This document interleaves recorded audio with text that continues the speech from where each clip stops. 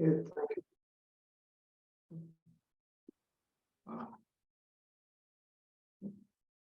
Okay, so thank you very much for the invitation, and thanks everyone for joining. So today I would like to talk about problems involving configurations of boxes. So we will have the following setup. We will consider a family of axis parallel boxes in RD, so in the d-dimensional real space. So here we will always consider finite families, and we will think of D as some fixed constant. So here is a picture of some boxes in the axis parallel boxes in the three-dimensional space. So axis parallel boxes are extensively studied both in combinatorial and computational geometry.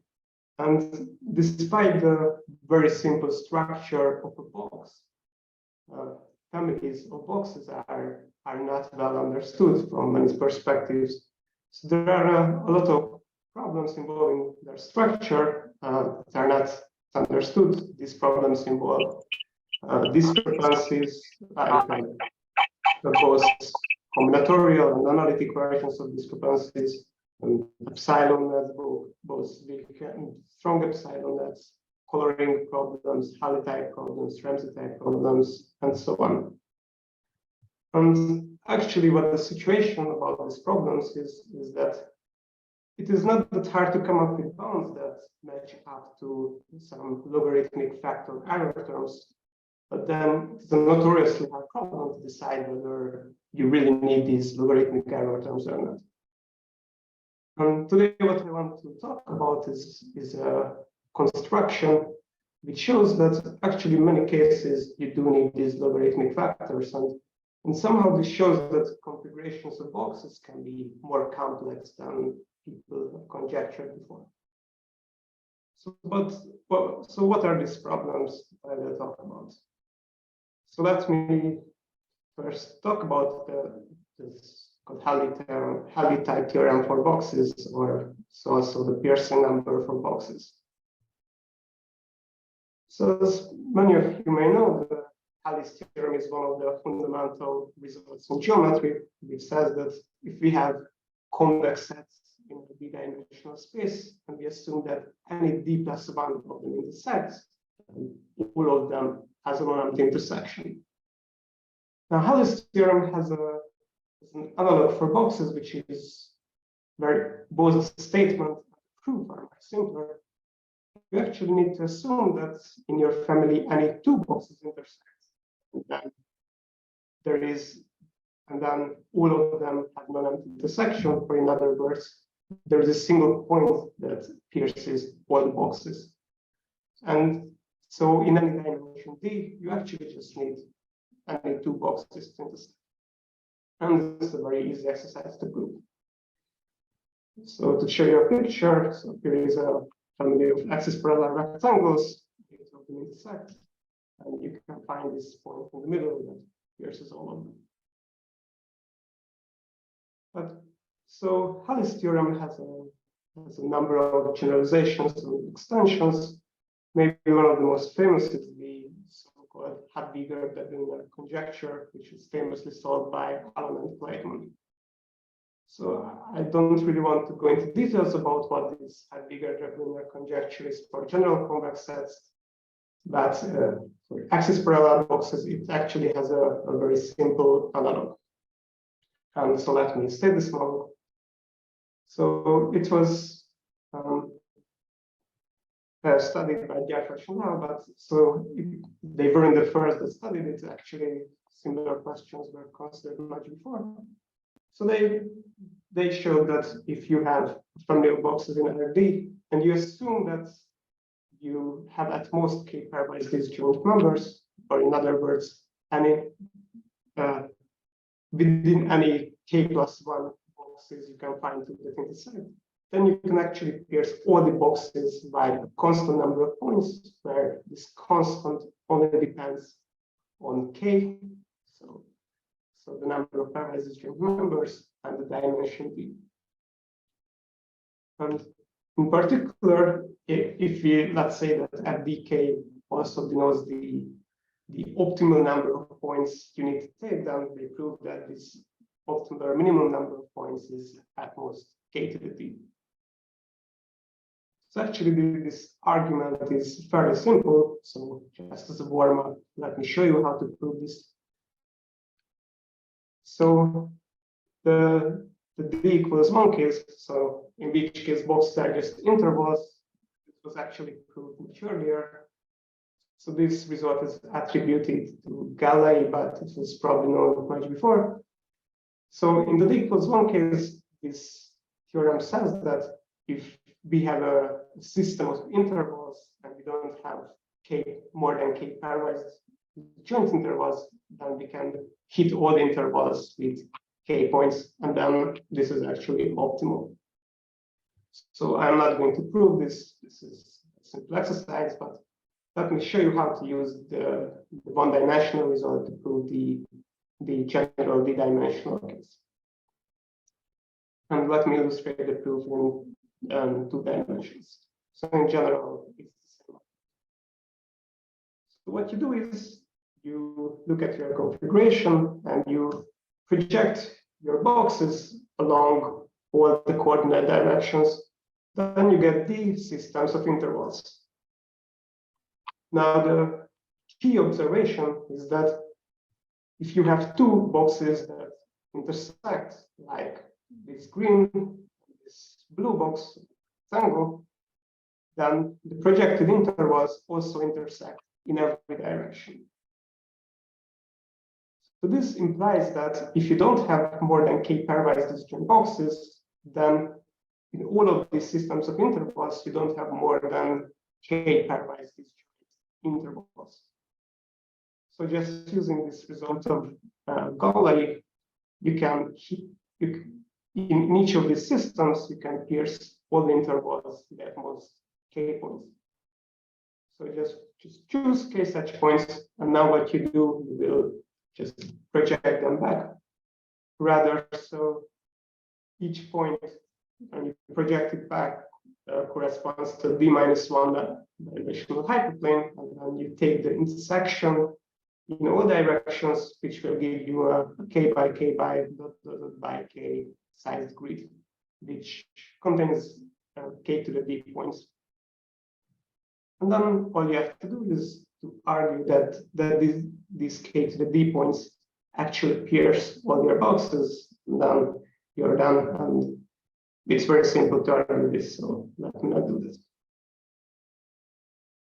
Okay, so now we have this simple upper bound on f of k. Now the question is, what is the real order of this function? So actually, the 2-dimensional case, the case of rectangles, was already considered much before by Wagner, who conjectured a very precise value for f2k. So the conjecture that f2k is exactly 2k minus 1. So then Jeff Echelal made a bit more reasonable conjecture, a more believable conjecture that f2k is just linear in k. But actually, the best known lower bound is a not what result of Jelinek, which shows that f2k is at least 2k minus 4. And after saying this, this conjecture becomes a bit weird. So then why did Wagner make this conjecture if he didn't even have construction matching this bound?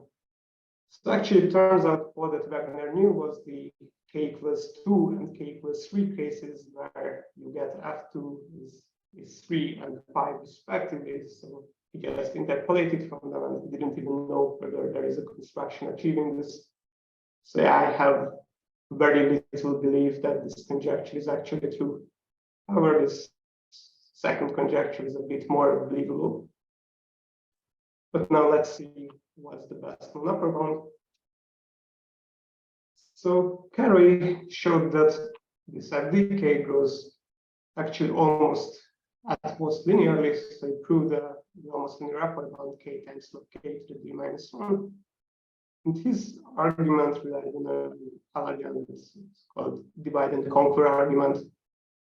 So actually, I show this proof also in 10 minutes, but I will not do that. So let me instead move on to the next improvement. So this result of Curry was the best one for a long time. When Korea, after the delay, Perez-Lantero improved within the two-dimensional case. So they proved that for rectangles, actually you need at most k times and some double logarithmic factor of k points to pierce all rectangles. But then, actually using the same divide and conquer argument of Curry, this gives a slight improvement in all dimensions. So compared to this bound, you can remove one logarithmic factor, and you get that as the k is at most k times log k to the d minus 2 times double logarithmic factor. But in general, there was no lower bound beating the trivial linear bound. So it was widely believed that this FBK actually grows at most linearly. And while this conjecture was not explicitly stated before, then you can find this conjecture in a survey of Hadwiger. And this conjecture was also supported by a number of results, which shows that you actually have this linear growth if you assume some additional properties about your boxes. So for example, if all your boxes are cubes, meaning that they have equal side lengths, then actually you only need a linear number of points. This was proved by Chudnovsky, spherical and Serbu. And they also considered results when you assume certain things about the intersection patterns of the boxes, or just how what is the ratio between the smallest and longest side of the boxes, and so on. So there were many results showing that you need to have linear boundary. So then it was a bit surprising that it actually turns out that this function is not linear. I managed to prove that it grows at least as k times log k to the d minus 2 some double logarithmic factors. So this not only shows that starting from dimension 3, it's not linear, but actually somehow unexpectedly this red upper bound is almost the correct bound out to just these double logarithmic bounds. I'm sorry, we have a question in the chat asking what is the meaning of ODK, like namely the subscript D in this notation. Oh, just this constant depends on D. Okay. So you cannot bound this by some. So in everywhere there should be a D here. Generally, so I consider D as a constant every time, and I don't even consider what happens when D grows with K. Okay. So this was the first problem I wanted to talk about. So now let's move to another problem, which is the so-called coloring problem for boxes. So here we have the following setup. We are given ephemeral boxes, and now we want to color boxes with as few colors as possible, such that intersecting boxes receive different colors. So here is a configuration for rectangles. We cannot color them by 2 colors with respect to this property, but we can color them by 3 colors. So the green boxes are disjoint, the red boxes are disjoint, and blue boxes are disjoint. So you can think of this as asking that what's the chromatic number of the intersection graph of this family. So you can define the graph where the vertices correspond to the boxes, and you put an edge between 2 boxes that they intersect, and this problem is then equivalent to asking what's the chromatic number of this graph. Of course, it can happen that all your boxes intersect, and then the minimum number of colors is just the number of boxes. So in order to have a reasonable problem, we will assume that our family does not contain too many pairwise intersecting numbers. And then the question is that, so this corresponds to bounding the clique number of the graph. So in general, we know that even if we bound the clique number of the graph, it can have a huge chromatic number. But the question is that can something similar happen for intersection graph of boxes, or in this case, can be bounded by a number, by a function of the clique number? And this is a very classical result of István and Greenbaum, that in the d=2 case, so in the case of rectangles, actually, if your family contains no k pairwise intersecting numbers, then you can color the boxes with almost a quadratic number of colors in K. Why this result is very celebrated is that it started a new chapter in combinatorial geometry and also structural graph theory called chi-boundedness, where the main focus is to studying that to what kind of graph families have this property that the chromatic number can be bounded by a function of clique number. And by today, we know a lot of conditions that ensure this property, both from a structural graph theory perspective and both from a geometrical perspective. Okay, but so this was about the two-dimensional case. So what can we say in higher dimensions? So let me introduce this function GD and K. So this is the minimum number of colors we need to color every family of boxes if we assume that the family contains no K pairwise intersecting numbers. So in the one-dimensional case, so again, there's the case of intervals, everything is nice. It also follows from this result of Galilei that G1 and K is just K. So if you have a family of K intervals, you have no K pairwise. So here it should be that no more than K pairwise intersecting numbers. And actually, you can color it with K colors, and then this is optimal. So then this previous result of István and Greenbaum I showed you just says that, since we formulated it, says that G2 and K is at most quadratic in K. And this was the best known upper bound for 60 years, when there were recently challenges and Wolczak showed that you can improve this to K log K. However, from below it's still the linear, this linear bound is the best they know. And what's another celebrated result is due to Berling. We showed that if we move to 3 dimensions, and we can actually no longer have a bound just in terms of the number of pairwise intersecting numbers. So we constructed the family which contains no 3 pairwise intersecting numbers, but you still need log n number of colors to color all the boxes. And why this result is very special is that it turns out that this graph, so the intersection graph we get by looking at this configuration, has a lot of other applications. So they serve as a counter example to actually many of these chi-boundedness questions. So what's known about the upper bound in general?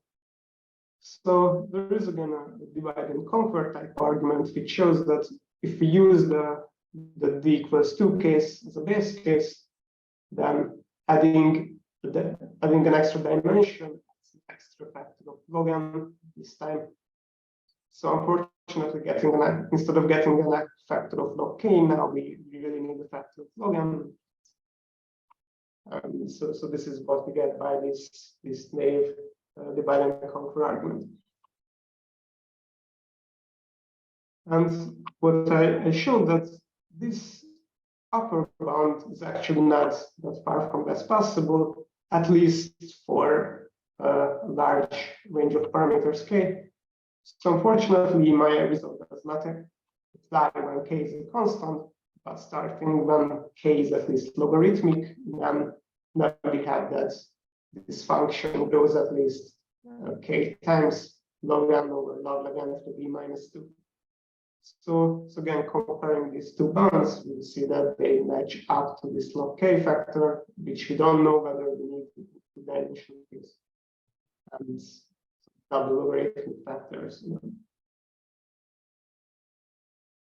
So this was about the coloring problem. So now let me talk about the third problem, and this will be the last problem, which is about the Ramsey number for boxes.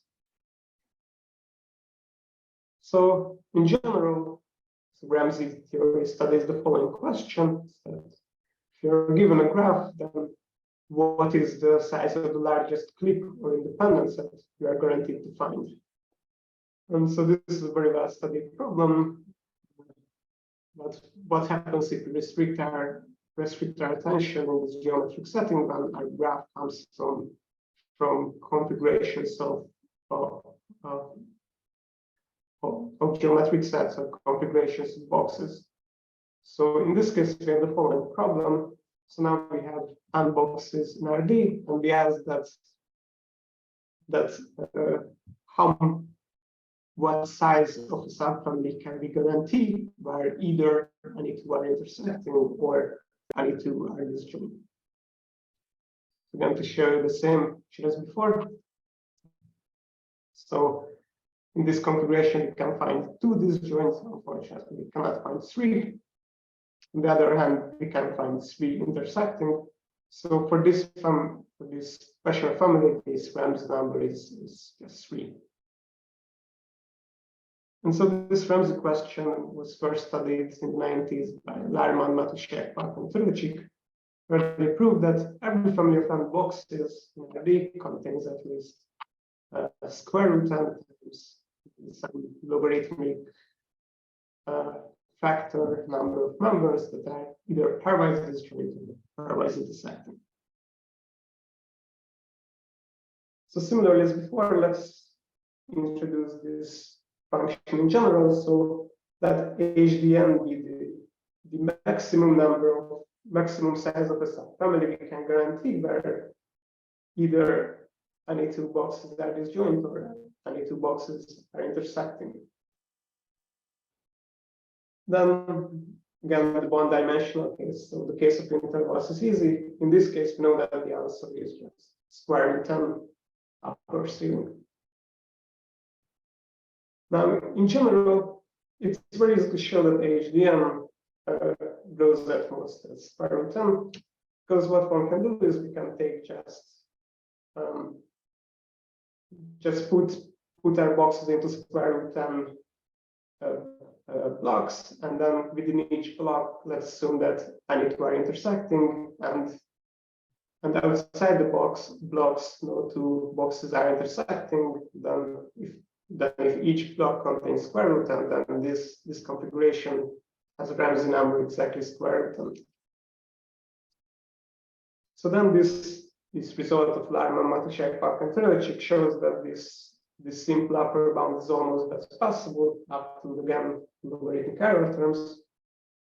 And actually, using this result of Correa, Fadele, and Presel-Antero, which I talked about earlier, you can gain a square root 10 log n factor in this function. And again, it turns out that this slightly improved bound is essentially tight. So I can show a construction where you cannot find square root 10 times log n to the minus d minus 2 over 2 pairwise intersecting or pairwise disjoint numbers. So these were the 3 problems I wanted to talk about. So let me now actually talk about how this construction looks like. And it turns out that you can essentially have one construction that kind of deals with all 3 problems until after a bit of modification. But that may be not that surprising because, so in some sense, all these problems involve questions about the following parameters. So we look at the intersection graph, and we are interested in how the weak number, independence number, chromatic number, and co-chromatic number relate to each other. The co-chromatic number is the chromatic number of the complement of the graph. So the main result from which all of my theorems follow is the following. So I show that in RD there is a family of n boxes that contains no more than constant log n over log n pairwise intersecting numbers, and also it contains no more than constant 10 times log n over log n to the d minus 1 pairwise disjoint numbers. So in terms of intersection graph, this says that the clique number is roughly logarithmic, while the independence number is at most 10 times log n to the minus d minus 1. And now when I look at, for example, the chromatic number, I can bound the chromatic number by the number of vertices divided by the independence number. So this is how I get chromatic number. Then the problem about Helly is the co-chromatic number, so I can have a similar argument, and Ramsey as well. So here's the theorem, but how does this construction actually look like? So let me show you a picture of one instance of this construction. So actually, let me maybe give you some more interactive version.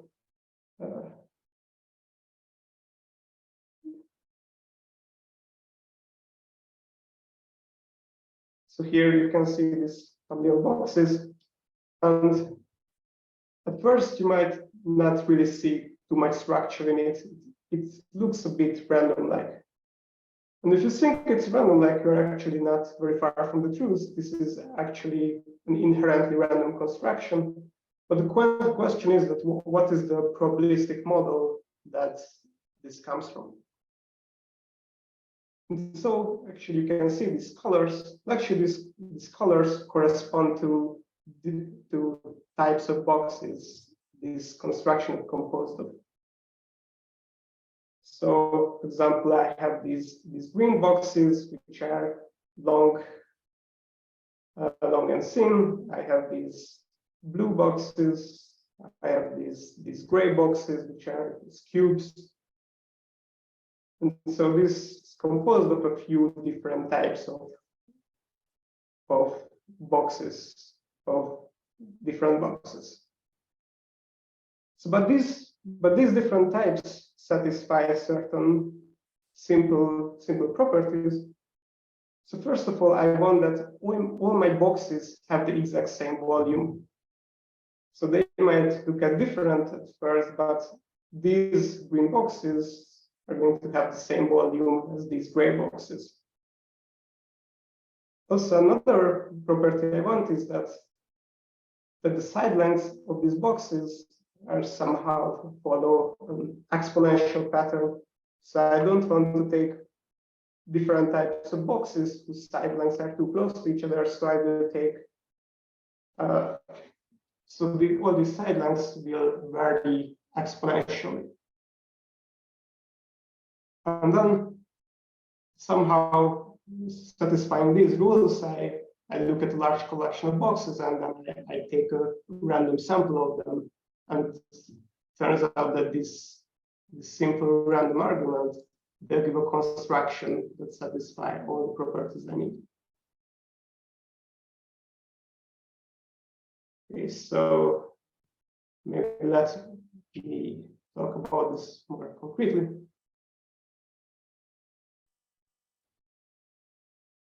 Okay, so this is just what I showed you. So I have these different types of little boxes. But here is a real mathematical description of what I'm doing actually. So I will fix some positive integers s and k, and I will only consider boxes of the form that have sides s to the minus t1 s to the minus t2 dot dot dot s to the minus td, and I want that these exponents t1 up to td, they will sum up to k. So this condition ensures that all these boxes have exactly the same size. Also, all my boxes will live in just a unit cube. And so because these have integer side lengths, they give a partition. So if I fix the exponents t1, t2, td, then they will give a partition of the unit cube. So just to illustrate, I will take roughly these parameters, but for now it's not important. So now, for example, if I take boxes with side lengths 1/9 times 1/3 times 1/27, and they give this partition of the unit cube. And so now I used colors to just differentiate between the neighboring boxes. So now it's different from the colors before. But essentially what I do, I take this partition, I take the partition for all the different types of d tuples of exponents satisfying these properties. And then I just take a random sample, and this will work out. So why does this construction work, and what's the intuition behind this random sparsification? Why can I just take all these boxes as it is?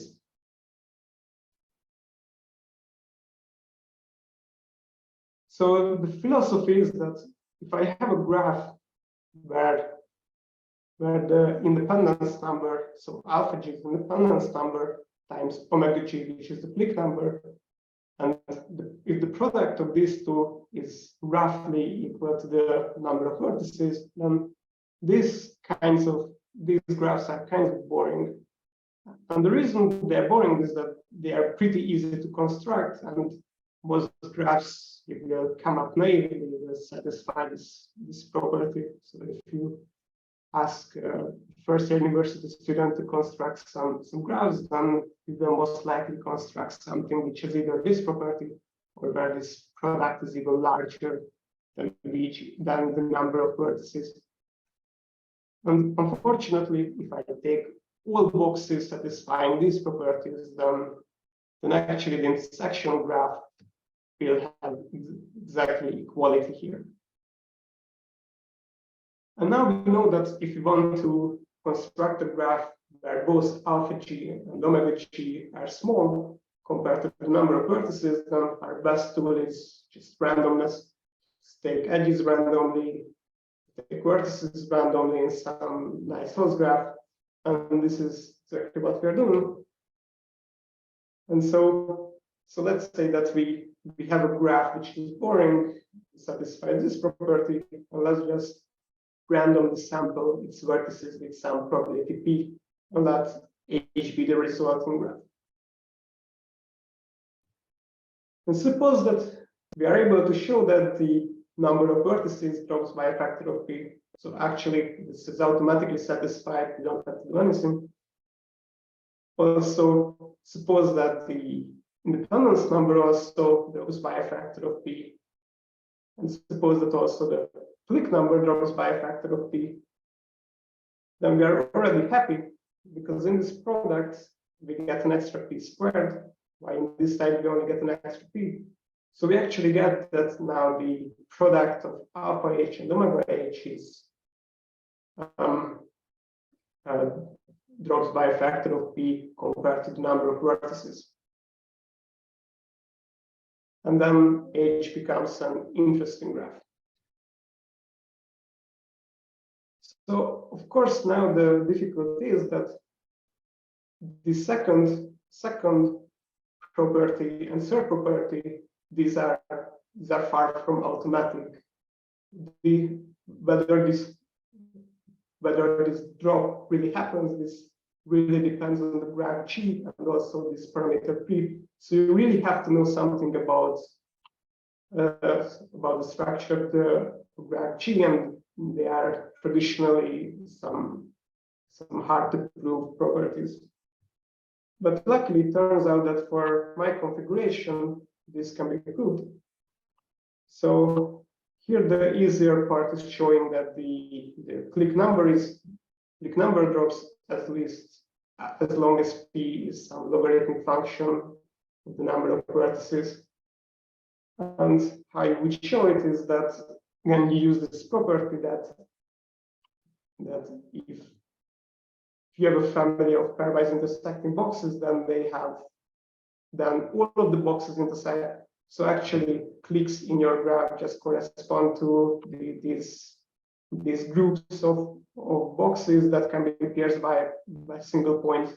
So instead of looking at all the clicks, you just need to look at these points, and they determine all the clicks. And the difficult part is to show that the independence number drops. However, for showing that the independence number drops in a random sample, we actually have the different tools.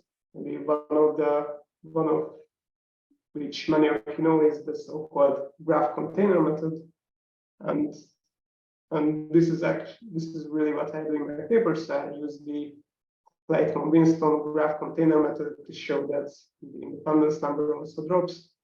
But actually, you can do an even more clever argument, which was brought to my attention by János Falk and Gábor Tardos.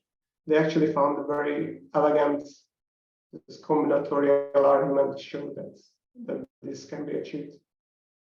But yeah, I don't really want to go into more detail about how to prove this, because I don't think that's really interesting. So instead, let me actually finish my talk with some open problems.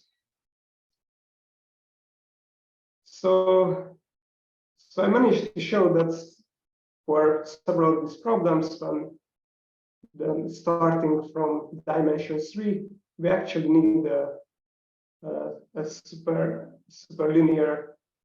We actually have a super linear bound. But so the difficult case seems to be that what happens in the two-dimensional case. So recalling this conjecture of Gyarfás and Lehel, so it remains open whether every family of rectangles with no k pairwise disjoint members can be pierced by just a linear number of points. So another interesting open problem is that what happens with the coloring problem where your k is a constant. So recall that I showed that if I have a family of n boxes Nardi, there are no k pairwise intersecting numbers where k was some slowly growing function of n, then it can happen that the coloring number is this log n to the d minus 2, but I don't know what happens when k is a constant. And the most interesting of this is that what happens when your family has no 3 intersecting numbers, then can you find a construction with no 3 intersecting numbers such that every proper coloring needs some fully logarithmic number of colors? So here the best known lower bound is this construction of Berling, which only gives double logarithmic bound. So that Berling construction had a lot of other applications as well. Coming up with such a construction potentially has some really interesting consequences as well. And finally, so there was this Ramsey problem about boxes. So here, two-dimensional case is still open. So here the question is it true that every family of n rectangles contains at least constant square root n numbers, that either any two are intersecting or any two are pairwise disjoint? And actually, this is all I done for today. It was a bit, sorry, it was a bit faster than I hoped for. So let me finish here and thank everyone for listening. Thank you very much. Very nice talk. Are there any questions from the audience? Can I ask a random question?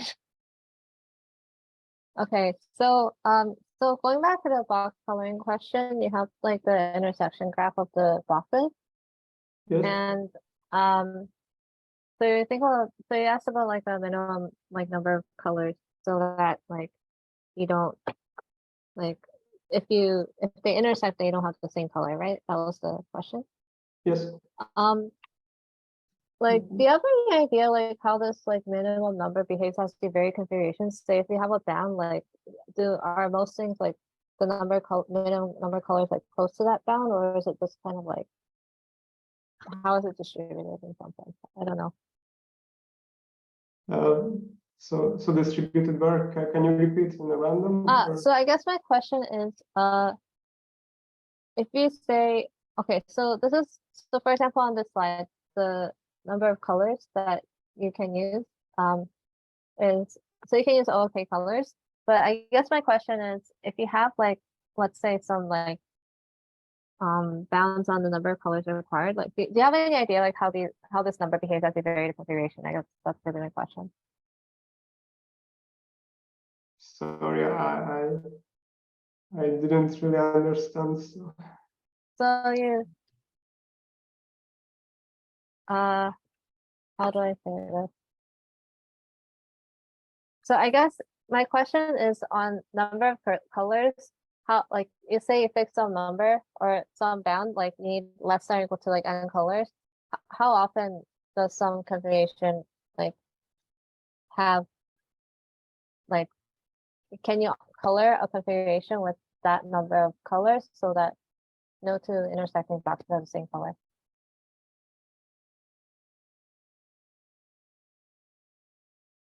So now you're asking like in a random configuration, or you're asking? Yeah, that's kind of, yeah, sort of like that. Or yeah, I guess like, let's say if you had some bounds, like what is this like a typical number or something like that? So okay, so I would guess if you look at a typical configuration, then it's actually going to be linear. So in a typical configuration, you expect actually many intersecting boxes, which will give you this bound. But then of course, it's not clear how you define this typical. Yeah. So that it's actually good questions, because so they know the number of intersection graphs or boxes. So there is a pretty good estimate on them, but I'm not sure if the typical structure is understood in any meaningful way. All right. So this might be actually a good research question. Thank you.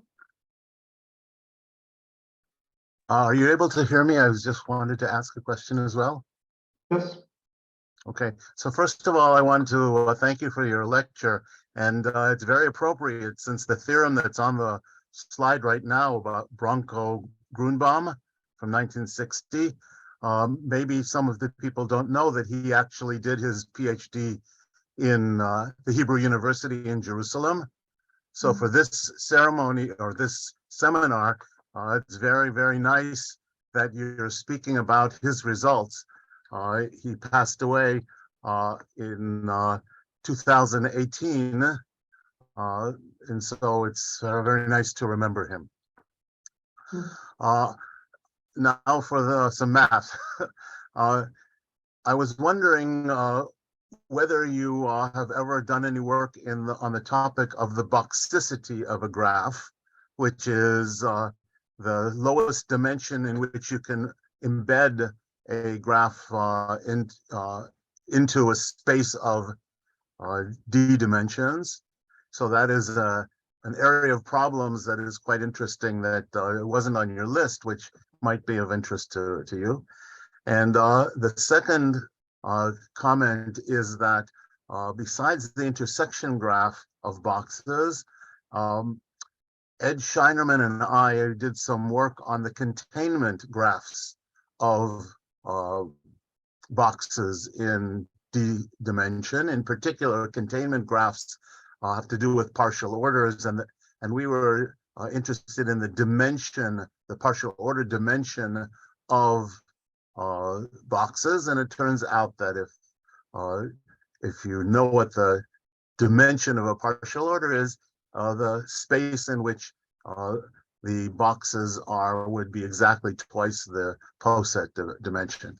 Anyways, those would be two interesting additional problem areas that could be added to your lecture, and then you'd have more to talk about and more research to do, especially the issue of boxicity and something that's called the separation dimension of posets, and the separation dimension of permutations, and that also has to do with boxicity. Yes, so actually I had several slides about separation dimension, but then I thought it's gonna be too long already, which was not the right choice. But yes, so indeed I can show that so there was this problem that the graph so bounded separation dimension has bounded average degree. And then we actually disproved this 2 years ago with Dmitry Zakharov.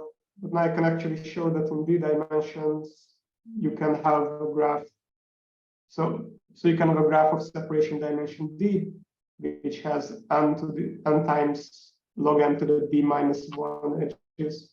So there every additional dimension adds another log factor. And this is also related to boxicity.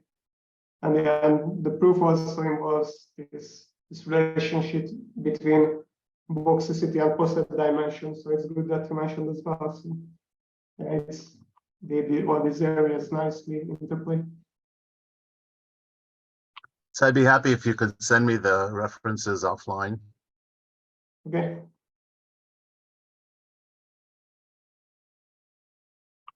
Are there any more questions? Doesn't seem to be the case, so I will stop the recording.